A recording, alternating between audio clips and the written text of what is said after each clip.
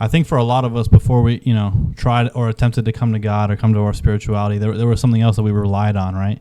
And, whatever you believe in, your own maladaptive behaviors, your own, unconscious, or, the devil or evil or negative energy, whatever it is, like that thing will try to get you to go back to that, whatever you were doing, go back to the thing that you were relying on before you relied on God. And,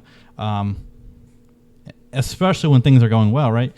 And I find myself now, like, for those who didn't read scripture or don't, like, the worst feeling you could have, right, is trying to read the Bible and like wanting to read the Bible and then like not being able to do it. Or when you do it, all the words are just like jumbled, nothing's making sense, like nothing's clicking. Because, I guarantee you for, your religious folks or your, even for spiritual folks with synchronicities and having some validation from the universe, like whether you see your angel numbers or where or this thing happens on this random day and then all of a sudden it happens here, or like, this person that you all of a sudden, like, you randomly meet someone that in public, and all of a sudden this person, there's a butterfly effect that happens and this leads you to this point, and, all that stuff, and when you're in this point of spirituality, when you're getting those synchronicities, and then when you're opening up your religious texts and everything is just speaking to your soul, every word is just like clicking, and you are like resonating with everything that you're reading, right? And it feels so good to be in those times of real, high vibration and a ton of spiritual prowess, right? But there's always a point where it stops, or where things get a little bit more difficult. And it's like, when I pursue God, things are going great. But there's that spiritual warfare, right? Because the devil or whatever it is, or even yourself, the self-sabotaging self, sees you doing good and is like, oh, bet, yeah, really, you're doing good. And I think, for me, the devil got me to go back to do the thing that I was doing before I relied on God. And the thing that he knows, if I do it, it's going to take me away from God, right? And he's got me doing that thing right now. I'm never going to say what it is until maybe years down the line. But he's got me doing that thing right now. And, it's very difficult because every morning, I do a prayer every morning on my way to work. And I've been begging God, like, please take this away from me. Like, I am too weak. Please, I am too weak. I need you to take this away from me. And I don't know if he can. I think it's up to me to give it up, right? But it's interesting because, I don't know, the devil, because that thing that I am doing is like a Pandora's box. And what I mean by that is, like, when I do that one thing, it leads to a bunch of more sinning. It leads to a lot of more bad behaviors or maladaptive behaviors, or going back into the the deadly sins, right? Like, me doing this thing will then lead into sloth. It will lead into gluttony. It will lead into pride. And the devil knows this. That's why all he knows, he's like, all I have to do is get you back to doing this thing. And, a month ago when I wasn't doing this thing and I was doing great, like, and I was talking to God, and I kept telling God, I'm like, God, the devil's so idiotic. The devil's going to come at me with these like little slick moves. He thinks I'm going to go back to doing that thing. And I was challenging the devil. How silly of me to even do that. I was like, bro, the devil's bro, he really thinks he's going to get me to do that again, bro. I'm not an idiot. And here I am. He got me back, right? And I think, the thing that you do, okay, let me go and be more specific when I talk about the thing that we did, or that I've done, or whoever has done before they came to God, before they relied on God, and that thing that you relied on that thing before you relied on God, right? And it could be anything. It could be drugs. It could be alcohol. It could be pornography addiction. It could be sex addiction. It could be gambling. But it also could be more like healthy stuff, like working out.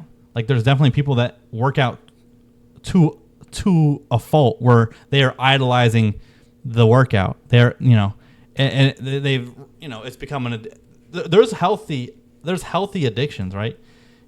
Or things like that. But the issue with addiction is, whether it's healthy or not, it's you are idolizing something other than God. And I'm not saying that people that work out a lot are not idolizing God.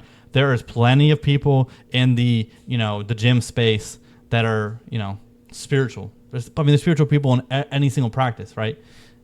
But it's like, I don't know. The devil's prowling. The devil's always prowling, and he's always looking for a way to get you to go back to what you were before God, And I don't know. I just was like trying to read the Bible this morning. I was trying to read the book of Daniel, and I just like I got about 3/4 of the way from it, and I couldn't finish it because I was like, dude, and I hadn't highlighted a single thing. I hadn't wrote a single note. I hadn't done anything, and I was just like, at a certain point, I think it's okay to read just to read for the Bible, because there are times where you are just doing the works. That is part of the works where you're just like reading to read, and then enough of exercising that muscle, that spiritual muscle, you will start to get the eyes of discernment, and you'll be able to see and read between the lines or whatever, right?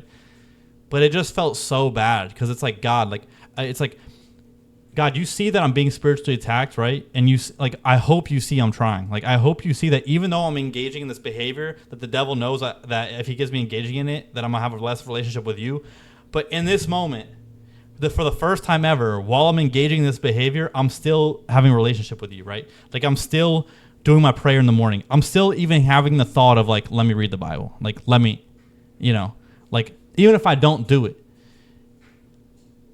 I'm not proud of me doing the bad thing. Like I'm not proud of it. I have remorse and I repent and I feel bad about it. And I talk to God every morning and just like, and I pray for myself and I pray for my family. And I'm just like, my friend, but this one thing, it's very difficult because I think for my whole life, not my whole life, I've been dealing with this I'm speaking very cryptically, but I've been dealing with this very specific thing for at least 7-8 years at this point, and I've let it go 10 plus times, and it always comes back. And I thought the issue was in the past when I would let it go, it was like, okay, God, you see me, I let this thing go, like God, like I did the thing, like come be with me now, right? Where even now, where it almost feels like God wants me to give it up by myself. But that's trickery. That's trickery. But then I get confused because I'm like, God, please take it away. And I don't know if he is taking it away. But the idea, what I mean by trickery is like thinking that we have to be perfect or that we have to be clean and be all, just like squeaky clean before we go and present ourselves to God. But, that is not true. I mean, I think it was in the book of Luke or John maybe when he's eating dinner. Jesus is eating with the Pharisees, and a prostitute comes up and is washing his feet or whatever. And the Pharisees like, yo, you really want her touching your feet? And Jesus like, what are you talking about? He said, how easy do you deserve praise for loving the lovable? Like, wow, you did the easiest thing ever. You love people that are lovable. What about loving the prostitute? What about loving the poor man? It's like, and when I think about that, it's like, okay, I'm going to present myself to God. I'm going to keep presenting myself to God and asking him to take this thing away from me. Because every time I've let this thing go, it's been out of my own accord, because it's like, in my head, it's like, I'm going to let this thing go and then pursue God. But there's no foundation of God there. It's, oh, let me go do this thing alone and then I'll come back to you. Like, no, God's like, yo, let me help you through that. And I think Julianne, my fiance, was telling me the other day, yesterday, she's like, Nick, it's okay to ask for help. And I was like, I know, but with this specific thing, it's like the only person and she's kind of, Julianne's spiritual, but she's not going to read text. Like she grew up in a very Christian household, so she went through that and she deconstructed, and she's doing her own thing. She's a very spiritual woman. But I can't really explain to her that I can go back to my therapist. I can go talk to my friends. I can go to, some anonymous meeting, right? But at the same time, in my head, and my whole life has been about there being this vapid, is that the word? Hole in my life, in my soul, just like the thing from Bleach, Okiora's hole, right? It's been like that and in my head, the only thing that could fill that is God. And so, yeah, I'm like, Julian, I am asking for help. Like, whether you know it or not, I'm literally asking God for help all the time. I'm not even for help. I'm like, please do the whole thing. Like, I need you to take this away from me. And I don't even know what the point of this video is. It was more so to say, there's nothing feels worse than attempting and really trying to build a relationship with your spiritual, higher power, or with God, or the universe, or whatever, and feeling like it's not going right, or feeling like you can't connect. Because it's like, things are going incredibly well, right, in my life. Like, things are going really well, and things were going really well before I started doing this thing again. But I started doing this thing, and when things are going well, the devil's going to start messing with you, right? And it's up to me. Like, when things are going well and the devil's messing with me, it's up to me to, like, ignore all of the obstacles, ignore all the distractions, ignore all of the temptation, and just keep doing exactly what I was doing. And this is like why things will start to happen where it's like, oh, things are going well, and then all of a sudden you'll hear from this random person that you haven't talked to in years is reaching out to you to reconnect, and then when you go reconnect, and then if you fall for that bait, you're fucked, right? Like, you know what I mean? Like, you can't, like, that thing happens a lot where it's like, things are going well and you're doing best and you've been sober for 4 years and things are going awesome, and all of a sudden the temptation's back. All of a sudden you meet someone that wants you to go do something. Every step of the way on the path towards God, the devil is setting traps, bro. He's putting traps. He's putting people, he's putting places, he's putting things for you.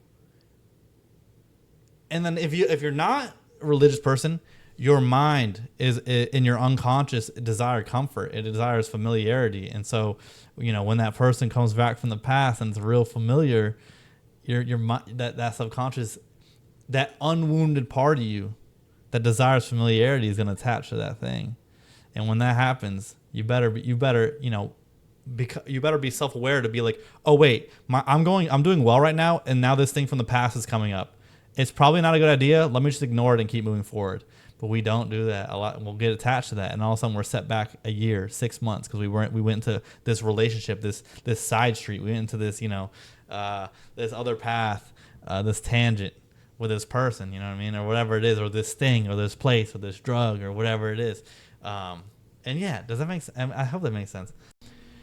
And so I don't know. I'm gonna keep trying to. I'm gonna have a breakthrough, right? But I need God to help me like release this thing, to let this thing go. And I was like, because every time I've had this bargain with God to help me remove this thing, there's always been like, hey, can you just like, please, I don't want to do this right now. Like, please just remove this from my life. I'm too weak, And then I'll think to myself, oh, remove it forever. But wait, maybe when I'm like in my my late ages, like I'll do it. Like, no. Like all that, fuck that. I can't. Fuck the bargaining.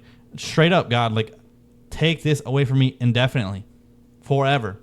Like, you know what I mean? Like, I want to worship you, not this thing.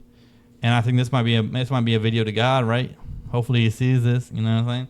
But it's just like, yo, God, like, I'm weak. I'm so weak. And we're all weak. But I can overcome a lot of things, and I could let go of a lot of things, and I could be big. And I can even let go of this thing for prolonged periods of time, but not forever. I'm too weak for that. I need you to come, pull up to the function and help me out. But yeah, man, like, if any of y'all had, like, I think a couple years ago when I was trying to build a relationship with God, I couldn't read the Bible. Like there was a resistance, a profound resistance. And when I talked to my friend Fiona, who is a very religious person, she said, okay, let's do a prayer. She says, that's spiritual warfare right there. Let's do a prayer for you. Let's get that block off of you. I said, okay, we're doing this over the phone. I'm in a parking lot. She's like, okay, let's do this. She does this prayer for me. And I'm just like, I start throwing up. Like, I literally start. Do you want, like, this is going to sound insane for anyone that is not spiritual or isn't really, like, connected like that. And I might sound fucking crazy. But when she prayed for me over the phone, it was almost like all this shit just came up in and I have my throat chakra is always fucked because I have a bad time being authentic and being myself, right? I mean, that's crazy to say as I'm 120 videos in, right? But I'm tend to people please and be conflict averse, but my throat, and I started like dry heaving and like threw up. And she was so happy for me, and we prayed and I cried and I was like, and that blockage was released, and I was able to get back into and the resistance was gone, right? Because you got to be wary, especially if you are fornicating. A lot of demons will attach to you. A lot of negative spirits will attach to you. Not just I mean, dude, go to a party where they're doing messed up shit, right? Like, go to any place where you like feel kind of negative aura. things will attach to you, right? It's almost like, you know, it's almost like when people talk about alcohol. I drink alcohol, right? But when they talk about alcohol and like that alcohol, it refers to a spirit. Like when you're drunk, you're essentially letting a spirit take over your body, right? And you don't remember it, whatever it is. And I find that to be interesting only because if you were to go to a party, when you go to a party, like, you know, if you're in college or whatever, and you go to a party sober and you just watch, it feels pretty eerie. Like it feels like everyone's been taken over by something. Now, obviously, in a biological sense, in a neuroscience sense, like we all know what's going on. We all know the person's just drunk. The person's just alcohol is just poison. They're just poisoning themselves into being an idiot. But in a more there's a spiritual sense to that. And so, anyways, I don't even know what I'm ranting about anymore. I just worked out. I'm up to 3 pull-ups and 12. I got 12 push-ups. I'm doing sets, obviously, but 12 push-ups, and it's pretty good. Other than that, see, she's tired, bro. I worked out with her. I've been working out with her too. Anyways, though, but like, yeah, for real, like, for anyone that's still watching, like, if you guys have a time where like it felt almost impossible to be spiritual, or it felt not spiritual, like it felt impossible to connect with your higher power, like, or it felt like there was a big resistance, or it felt like when you go and you read your religious text that it's just like going in one ear out the other. It's like you're like reading the text but nothing's happening and you don't even know what's going on. Like, if that's ever happened to you, please let me know. But anyways, y'all, guys, girls, gays, queers, they, them, these are everyone, anyone, have a blessed rest of your Monday. I hope you all had a great July 4th weekend, and yeah, I'll talk to y'all tomorrow.